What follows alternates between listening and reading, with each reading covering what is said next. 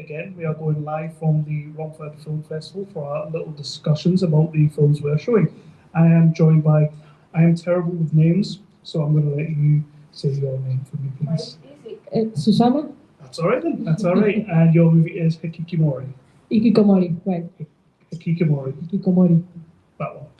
So yeah, it's going to be showing in about 10, 15 minutes time. How excited is that to be seeing it up on the massive big screen here in sunny old Romford?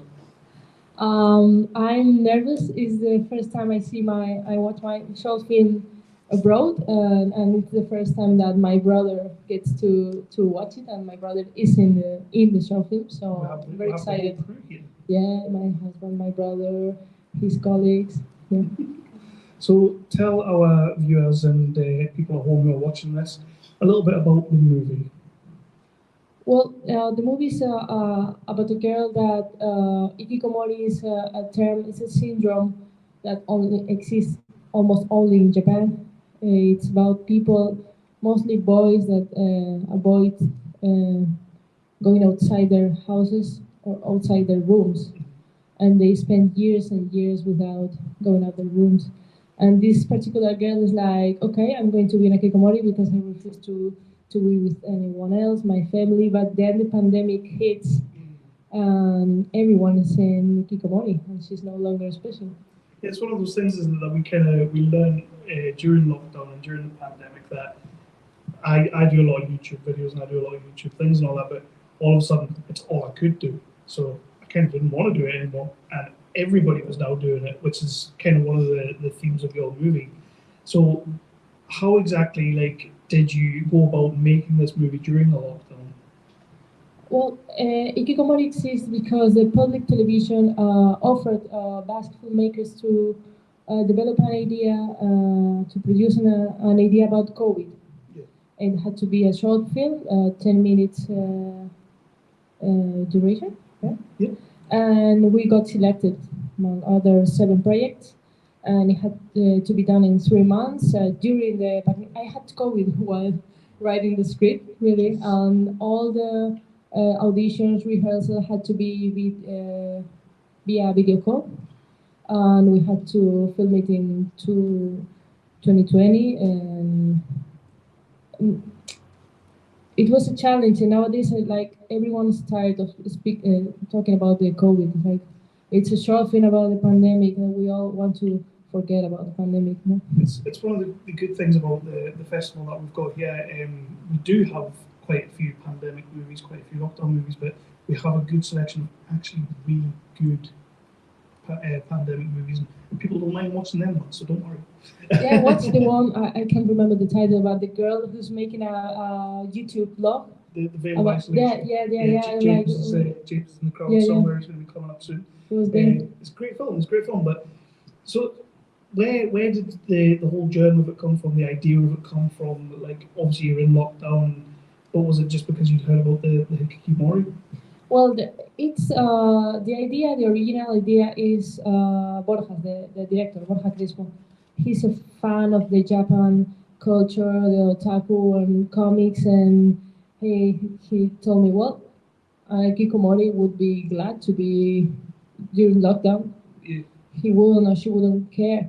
And when we developed from that, it was like find the right tone, and I want a bit of darker story, but we came to terms, and it's like and we discovered during the editing that we made a pro-family short film.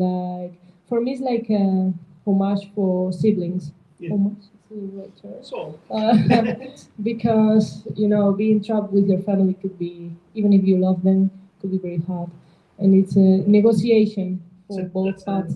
It's a definite thing. You can love your family as much as you want, and obviously I've got 3 little girls and everything, but all of a sudden we were in lockdown, they were not at school, I was not at work, and it's so the theme of your movie is very, very apt. It's spot on. And we're very glad because we realized that apparently toddlers loved it. I think it's because of the song. Yeah, it's also quite colourful, and you've got some good stuff in there. Yeah, the photograph director. I can the The DOP. yeah, the DP is a very good one. He works with Nacho Vigalondo a lot, and you know Nacho Vigalondo. Heard. Time Crimes and Right. Cosa.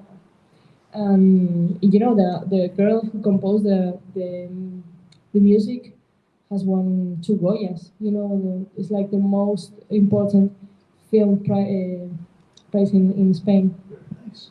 And you'll have that soon. So I don't think so, but I hope. So we're showing the movie here tonight, but what's next? What are you working on? What you gonna expand this one? Well, the producer wants us to develop a series about the Hikikomori, but I'm not really sure. I don't know.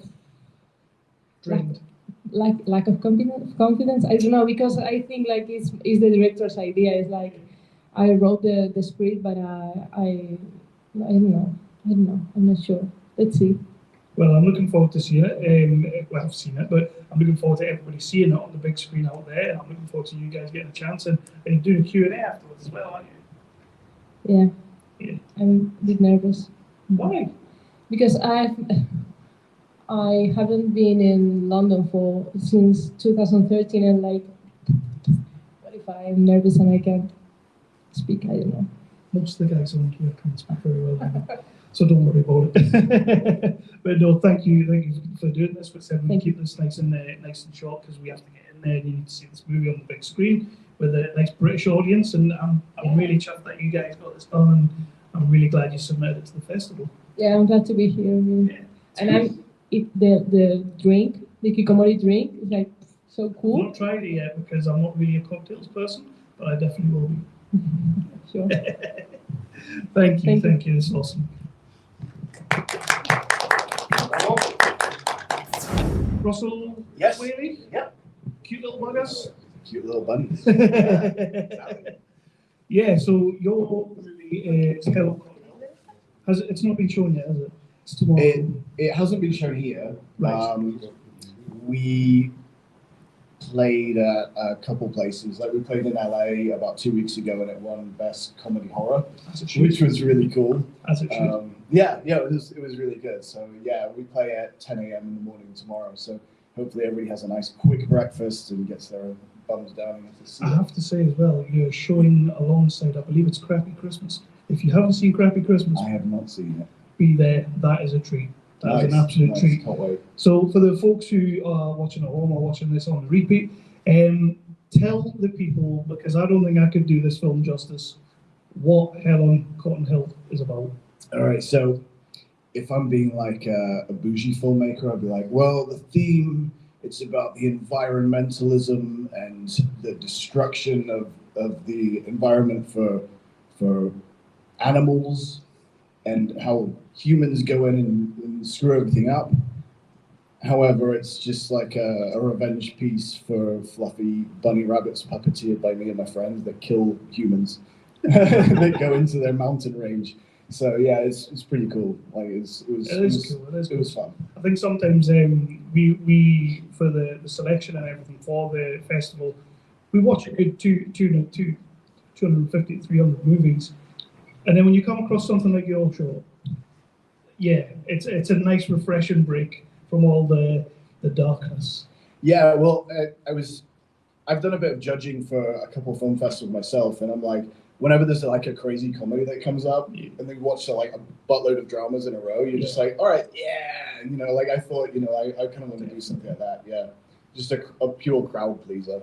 And how have you've seen it on the big screen, obviously, haven't you? Yeah. Yeah. So how are you feeling about being here with us? Because you're from across the pond, aren't you? Yeah, well, I'm really excited. It played at 2 festivals so far. One of them had like 6 people. One of them had like 12. It's because I was with a bunch of animations, and animations are done by one dude, so they don't have a cast to bring. So I'm like, hopefully at 10 a.m. there's a bunch of people to watch it, because when people start giggling, it's infectious. Yes, definitely. I'm excited for everybody to see it. When they see it, they will. And like I say, you're in amongst a good little collection as well, which, yeah, if you think your movie's bonkers, yeah. Yeah, good, yeah. But so what else are you working on? What else are you doing? Have you got anything else coming? Are you going to expand on this? Yeah, I mean, we might do like a full-length crazy thing where we just have like tons of people just getting knocked off in amusing ways by killer bunny rabbits. But you know, I do actually have like a couple of friends. I've collaborated with a couple of writers that we're doing a couple of feature lengths. Nice. Low budget. We're going to shoot it on the Black Magic. One of them we're definitely doing in like September. A little bit north of Los Angeles, we have a cabin that my friend lives in, and we're going to do something really, really wild and crazy. That's just a movie that writes itself. I know you're probably going to go there to write a movie, but that writes itself. Yeah, Just yeah, go for exactly. it. Yeah, that should be good. Yeah. So, have you been watching anything while you've been at the festival, or is this you guys just turned up today? We just actually rocked up today. I had to spend the last couple of days doing family stuff. Cool. Because I'm half American, half English, so I met a bunch of people and it was great. But I think I just watched a few shorts. A couple of them I really liked. I'm a shorts guy right now for like when I get to festivals. I'm like, yeah, a block of shorts is amazing. So yeah, I'm excited. Did you check out the last ones? It was West Bottoms was in there. Yeah. Yeah. No, it was good. Great show. That was the Los Angeles one with the biker. Yeah. Yeah, that was good. Yeah, very good acting. Awesome. Yeah. And have you seen anything else that you're looking to maybe check out while you're here? Yeah, pretty much everything. Everything. The horror, no, everything in the horror tomorrow. Yeah, like we're having I've been looking at all of them. I can't wait. We're having a horrific takeover of horror movies. Tomorrow night we're showing a double bill of Daddy's Girl and Pretty Boy. Check them both out. Oh, both of them? Yeah. Oh, because I know Pretty Boy is the second one, right? Yeah. Yeah, that's on my radar. I'm watching it. Yeah. You'll enjoy that. Yeah. So It's fun.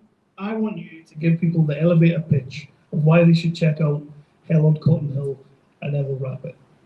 If you want to see crazy puppeteering and amusing parts being bitten off humans by really weird-looking rabbits, you want to see Cotton Hill. It's a blast. If you don't giggle, there's something wrong with you. Yeah, when I watched it, when I was going through them all, you're right. I did have like a block of movies that were like quite hard, like just draining, and then I got to see some bunnies kill people. Yeah, it's fun, And right? you can't beat bunnies killing people. It's true. It's why I do it. Yeah, we were thinking a bit of Monty Python and the Holy Grail, and a little bit of like Gremlins, Critters, that kind of vibe, and we just went for it because I've always done like really like serious dramas or a little bit of a horror that's like paranormal or something like that. But I was like, I just wanted to do something fun, that we really enjoy, and also do a lot of POV camera work. Yeah, and stuff like that. Yeah, like POV of the bunnies, POV of the victims. Like, but I think as well, fun. if you didn't do those shots in this movie, well, you're missing the trick, really. Yeah, and if anybody wants to see a really, really cool short, go onto YouTube and type in Treevenge. That was a really big influence because it's really crazy. That's a bunch of Christmas trees being persecuted by lumberjacks. Oh, nice. And pretty much the shrubs and the Christmas trees exact their revenge, and they kill a whole town, but in a really, really amusing way. That's awesome. Yeah. That is absolutely awesome. I want to check that out, actually. Yeah. So, honestly, thank you so much for coming up and sitting and having a little chat. We're going to be showing it Hell on Cotton Hill tomorrow morning, 10 o'clock. Please do come along. And like I say, double bill of Crappy Christmas. Honestly, I can't pick this movie up enough. Watching that too, yeah. Yeah. Excited. I hope you come and see me when you do, because wow. But thank you for bringing the movie to the festival as well. All the judges, we all got on board with it because it was just a nice, light-hearted bit of madness. Thank you very much. It's awesome. Cheers. It's awesome. Yeah, great. Thank you. Thank you. Cheers. First of all, introduce yourself. Hello, everyone. My name is Gabriel. I'm a Greek director living in London, and I made a film called Astoria, and now I'm here. And when are we showing this one? Is this? This is playing on Monday on the 4th, on the 4 p.m. slot. So you're here tonight to check out some others. Yeah, absolutely. Have you got an idea of which ones you want to see? I've got a couple of films in mind. There's one in particular called Echoes, which is also playing on our slot, and My London Lullaby by Hugo. That's a good. Is that all the same slot? I think it's all on Monday for some reason. That's a solid slot. That's a solid slot. Yeah. So for the people at home, because I'm terrible at actually describing what people's movies are about, why don't you let the people know what the movie is for you? For sure. So Astoria is a film about a couple of teenagers who get involved in a hit and run accident. And when I usually begin writing a script, I'm pretty much inspired by concept in the beginning. And then, like, in the process, a deeper meaning might or might not arrive. In this particular film, right, I wanted to try to do something more like thrillery or like mystery oriented. I'm usually like making comedies and silly stuff like that. But So you wanted to go dark. yeah, I wanted to see like if I can actually pull off something like that. So yeah, hopefully it's not that bad. I don't know. So where did the idea when you first started writing, and where did it actually stem from? Was it something that you'd read or seen, or something you were inspired by to do? So the film is called Astoria, which is a play on the word Astoria, which is a place in Greece. Right. It's like a small kind of town like Romford that is basically surrounded by a lake, and it's like really, for me, like I've been there a couple of times, and it really inspired me, and I always wanted to do a film there. And it seemed like the perfect place for something creepy to happen. We do like creepy places. I mean, you've been to Romford, so. Yes, I love Romford and I love Astoria, but you know what? Yeah, absolutely. Romford is a very creepy place. So this is my first time here, by the way. I've been part of the festival for the last 3 or 4 years, but they finally got me to come down, and it's like, oh, Romford's a place. Yeah. Same. What inspires you when you're making the movies? Like, was there anything you saw that you sort of took a little part of, or I'm going to use that sort of styling? Well, for me, story comes first. So I usually like making films, especially when I'm touching dramas. I like to work with characters that go through something that, like, if I were in their shoes, I wouldn't know what to do. So I let them deal with it. You know what I mean? In this particular film, guilt is the main theme. And I've been guilty myself, like in the past, like everyone else. I mean, that's an admission. This is live, you know. This is live. Like, you know, everyone, no one's perfect. Yeah, no, okay. But like, I took that feeling and I tried to, you know, turn it to about 10. Yeah, absolutely. And make everyone feel uncomfortable. Hopefully not. But yeah. So how many festivals have you shown at? Is this the first show, or have you been doing like a nice festival run? We're actually we premiered in Rome back in November, but this is like the UK premiere. Yeah. And we've been fortunate enough to be selected for like a Greek Academy Award quite recently. So this is like we're playing at Greece like on Monday actually. On Monday. Nice. Oh wow. Same day. Yeah, same day. But you chose to be here. You're mental. Why would you choose here? Well, I live pretty close. To be fair. That's fine. That's fine. I'm going to Greece as well for a ceremony and stuff like that. Yeah. Awesome. And what are you working on now? Because obviously everybody's working on the next project. Everybody's got many irons in the fires. What's next for you? So I've been pretty guilty of making too many shorts recently. It's not bad then. Yeah, and so I'm trying to.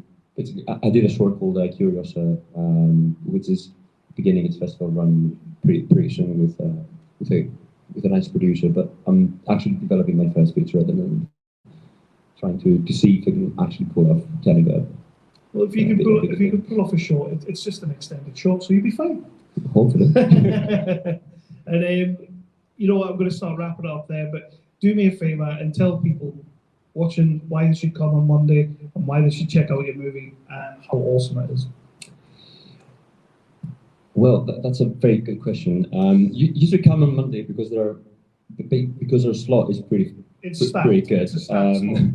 But like for I guess our film, personally, I like the way like it's a simple story. It's a simple enough story, but it's being told in an interesting way, in my opinion. It's shot in Greece. It might be that's not a really good reason, but like it's a good selling point. I mean, Greece is a very beautiful place. Yeah, I mean, to be fair. I mean, you've seen Romford. I'm really selling wrong for him. I Sorry. love rough movies. I love rough movies. These guys are going to be watching this back and saying, "Why did we invite him?" No. Honestly, rough movies is great. No, definitely. But please do come and check out the movie on Monday. It's showing run up 4 o'clock. 4 o'clock. Please do come and check it out. It's a very, very good block of movies, so you need to be there for that. And yeah, thanks for coming on, and thanks for bringing your short to us and letting us show it. Absolutely. Thanks for having us. It's awesome. I know this man. Kevin. Just amazing for seeing you. Yeah. First time meeting. It is. So it was 2 years ago, wasn't it? Yeah, 2 Yeah, years ago. it was not long after I joined up with the Wrongford guys and I started doing all the Q&As and the interviews and stuff. I couldn't actually make it down physically. I love the fact that you eaten popcorn, by the way. Yeah. Didn't offer me any. Is it sweet or salted? It's salt. In America, we don't have sweet. That's terrible. Yeah. So anyway, as I was saying, there was all that. So I was doing sort of Zoom call interviews, and we were putting them up on the Facebook. And Anthony, I got the chance to meet, and he absolutely destroyed my faith in anything when he told me how young he was, because you've got a hell of a talent for a young man like yourselves. Back when we talked, I was a lot younger. Yeah, you were. You didn't look younger though. You look exactly the same. Yeah. And you're back this time. You're here physically because we're no longer a digital thing. We're back in the physical, and you've brought Echoes. Yes. So tell us a little bit about Echoes. Yeah, so that was the film that last time I was talking to you about, and it was definitely a huge challenge. It's something completely different from the previous film. It was, it's a challenge because it's shorter, but it's doing a lot more. It's trying to do a lot more.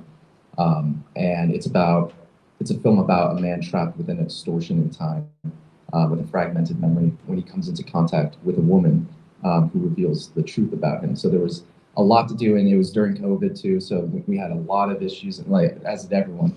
Yeah, so get into a little bit about that. How do you make a movie during COVID?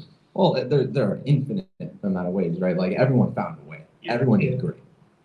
And one of the challenges I had was I was producing this one as well, and that was a little bit too much on my plate. So like the food, for example, right? Like it has to be perfectly wrapped with everyone's name on it. And one of the guys we ordered from Subway put the wrong names on a couple, and they opened it and some of the crew threw it out. And it was like, it was about saying it, didn't want to spread. And I was just like, all right, like that's, first one down, like first lunch day, and just went a little downhill in terms of that. That just, as if making a movie isn't hard enough. Yeah. There's a lot more behind the scenes, especially if you're trying to schedule. So I had to call in some help, and of course I got my AD to really help out, and that was awesome. So you're going a little bit more adventurous with this movie. You're throwing everything at the wall. You're going a bit mad with sort of trying to. It's one of my sort of favorite types of movies when you're really talking about distortion of time and everything like that. But what really inspired this movie for you? I would say what really inspired this film is it's a genre. It's kind of like Enemy. Have you seen Enemy? Yes. Where they're puzzle films. Puzzle films that, the pieces don't fully connect in the way that you're anticipating, but there is this through line that you're able to follow. And that's why throughout the film, there's a lot of techniques that are experimental, but despite that, you're able to follow, in a sense, the journey that the character's going on, even though everything around it is at times confusing. Only if you're as clever as you. Because I'm not that clever, and it took me a few watches. Yeah, yeah. When we were on set, no one, including my main actors, knew what scene was what, and they just said, "All right, we just gotta trust and go with the flow." Like they actually had no idea, and they didn't. My DP didn't even think it was gonna cut. There were times when my director of photography, Isaiah Walk, pulled me aside and he was just like, "Yeah, I think you should get this type of shot, because how does he get from here to here?" I'm like, "Oh, this is a later scene." Like, don't worry, it's gonna work. Like, trust me. I showed him the storyboards, and I'm like, "Oh yeah." But there's got to be a lot of trust from the cast and crew then. If it's all in your head and you're not telling everybody what the full picture is or not letting them in on it, there's a lot of trust there. I tried telling them. Yeah. It wasn't for lack of trying. It wasn't like I was harboring a secret. I was very open about trying to explain the ins and out of why the scene is here, like what the purpose of it is, to get everyone on the same page. And what I didn't know is that sometimes people would, think they're on the same page, then over time forget. And my DP had to pull over the script supervisor, and they spent a really long night just trying to. He didn't want to ask me, because he knew we were going into production. He didn't want to ask me, story questions. So they spent the entire night dissecting the script, trying to figure out what the heck was going on, like a couple of scenes, and what the motivation for the lighting would be. So there was just a lot going on in this. It was a huge challenge. Like the first film was very straightforward narrative-wise. This one is definitely something very different from that. Yeah, very different. Yeah. But no, so we're showing this on Monday, around about 4 o'clock slot with Astoria, yeah. My London Lullaby, which all great movies. But how cool is it for you now to be over here and it's going to be on the big screen for you? It's awesome. Yeah. With Overcast, because of lockdown, I wasn't able to come over here, but I saw you guys within that narrow time frame. You were able to open up and actually screen. Got a few corners, but it was good. Yeah. No, that was great. That was amazing. So that just gave me all the more reason, like, I have to be here for the next time. And I'm glad that there was a next time. And yeah, it would be amazing too, because, I haven't seen the film yet on a screen like this. So it will be the first time that I'll be seeing it in the way it was meant to be shown. I'm going to make sure I'm in there with you as well, because I want to see this on the big screen properly. Because I want to see it on my laptop, and as you can see, it's a small screen. Yeah, same. It's no good. It's no good. Do you have any intentions of, as the last man was saying about going into features? Are you going to move up to a feature? Are you going to make this into a feature? So yeah, I mean, this I probably wouldn't make into a feature. It's just one of those things where you do it once, and it depends on. There is a story that is there. There's always more to be said, and there's more to be developed. There's always so much more within each concept. But I think I'm going to move on to a fresh concept, and I would be moving into a feature. So that would be the next step, aside from one additional short that I just want to put in there as well. Oh, right, you've got to tell me about that now, because that seems like a passion thing. Yeah, it's definitely a passion thing. It's a crime thriller.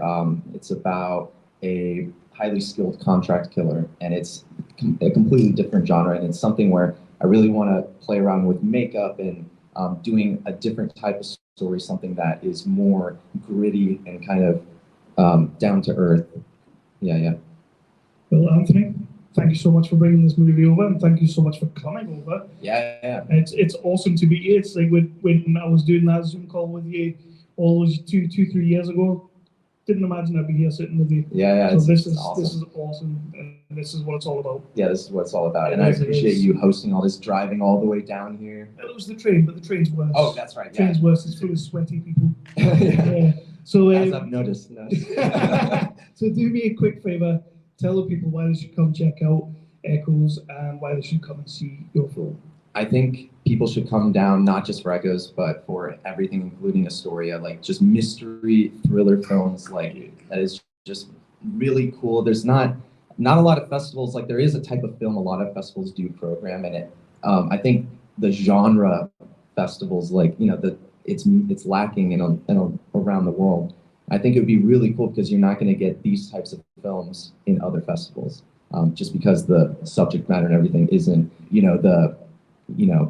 what is current, or something that speaks to the current time, if that makes sense. But it's still something that still has the same amount of integrity and still has the same amount of thought put into it and the same amount of passion. So it's definitely worth checking out. Definitely, you heard it. So come and see it.